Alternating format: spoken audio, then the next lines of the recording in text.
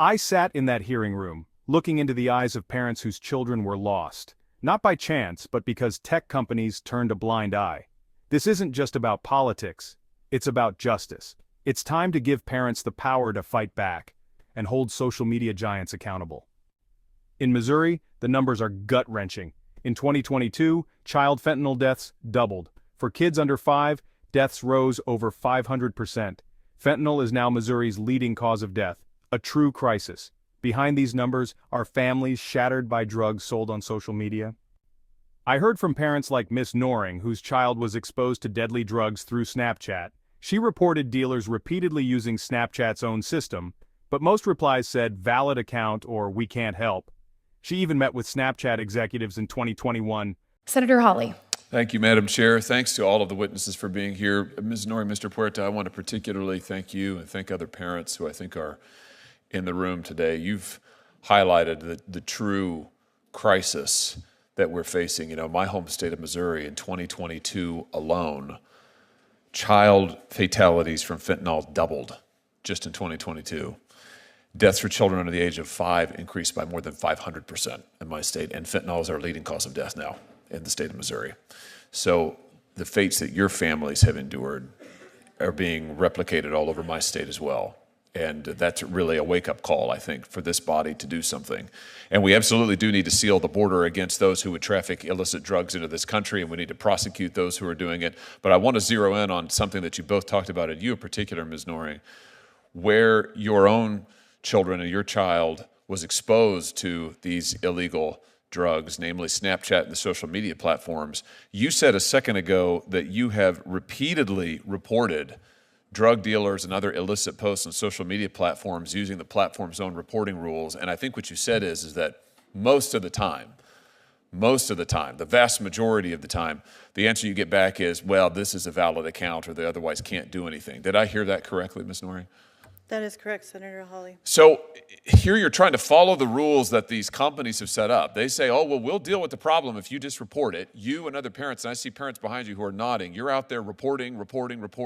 They're not doing anything. And I noticed that you also, I've read your written testimony, you had a meeting with Snapchat executives. I think you were there for that too, Mr. Porter, in the spring of 2021. That's correct. And they told you, just walk us through that, Ms. Noring, if you would. You reported to them what was going on their own platform, and they told you what exactly? The first three things out of their mouth was, we had no idea this was happening on our platform. You can't sue us because we're protected under Section 230. And as parents, you should have been monitoring your children better. Her son was 19. How do you monitor an adult, and how do you protect a kid when messages disappear? These companies know exactly what's happening, but they don't change because there's no reason to. Dealers get banned, they just grab a burner phone, set up a new account, and they're back the same day. Snapchat brags about IP blockers, but dealers are literally laughing at them. Section 230 protects these platforms from lawsuits, letting them ignore the destruction on their watch. If you want accountability, hit subscribe. I'll keep exposing how they operate. My son was 19 when he died. Number one, how do you monitor an adult? Number two, how do you monitor a child on an app in which the whole allure to these kids is the fact that the messages disappear?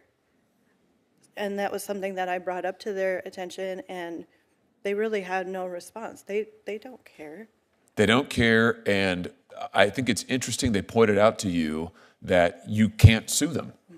What do you think one of the reasons is that they don't really change? I mean, here you are, you're meeting with them, you're reporting these incidents, you're reporting this illicit activity on their platform. They're not doing anything about it. I mean, do you speculate, do you have a guess as to why they don't really ever change their behavior? There's no incentive to. And even with the in-app reporting feature, that was something that they pointed out to us, like we should have known that this existed. We had no idea that existed, but I can tell you in the weeks and the months and the years after my son passed, multiple teens in our town reported the dealers that allegedly harmed my son, and all that would happen is they would take down the account. These dealers would go and get a new burner phone, set up a new account. Snapchat told us they had IP blockers and Wi-Fi blockers to recognize the devices.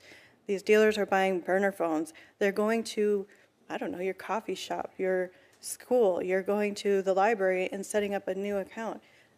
Our dealers in my community laughed at Snapchat. They're like, haha, they tried to bamboozle us. We're back, baby. Seriously. I want to just highlight what you just said, because I think I want everybody who's watching this, and I want every member of this committee and every member of the Senate to understand what you just said, which is that the social media platforms don't change because they don't have any incentive, which is a very polite way of saying there's no hammer on these people. They do whatever they want to do because they know nobody can effectively hold them accountable. And they really let the mask slip when you two walked into their offices and told them that they had participated in the killing of your children, because that's what happened. They made money off of it effectively because they're making billions of dollars on their social media platforms. They're killing our kids. They're exposing them to all kinds of ungodly material, and they won't do anything about it because we can't hold them accountable. I want every parent and lawmaker to understand, nothing changes because there's no hammer. You can fine them, they don't care. Change the rules, they'll find loopholes. They make billions while our kids pay the price. Parents have zero legal power. That's why I'm introducing legislation to change this. Parents should have the right to sue these companies when their negligence harms our children. No other industry in America gets a liability shield this strong. It's time to take it away. These families lost more than children. They lost futures and peace of mind. The companies responsible keep cashing checks. This is about justice. It's time parents had the right to fight back. Share this video, and let's make sure no other family lives this nightmare. And I just want to say to members of this body, that has got to change. It is time to give parents the right to sue these platforms. No company in America has the liability shield that these companies have. They can do whatever they want to our kids, and we can't do anything about it. And I say that as the father of 3 young children. I'm terrified of what my kids might find on social media for the reasons that you've given today. But as a parent, I can't do a thing about it if these companies decide to exploit my children. And it is time for that to change. And we know how to change it. The way to change it is give the parents in this country the right to get into court. Open the courthouse doors and allow them to sue these companies. It's time. And until this body takes that action, I just have to say almost nothing else we do is really serious. You can try to fine them, they don't care. You can change the rules on reporting, they'll evade it. You can slap them on the wrist, they won't do anything. Until plaintiffs can get into court, nothing will change. And so I will introduce legislation, this Congress, to allow parents, to allow you to go to court and sue these companies. And I call on every member of this committee and every member of this body to support this effort to get justice for your children. Thank you for being here today. Thank you, Madam Chair.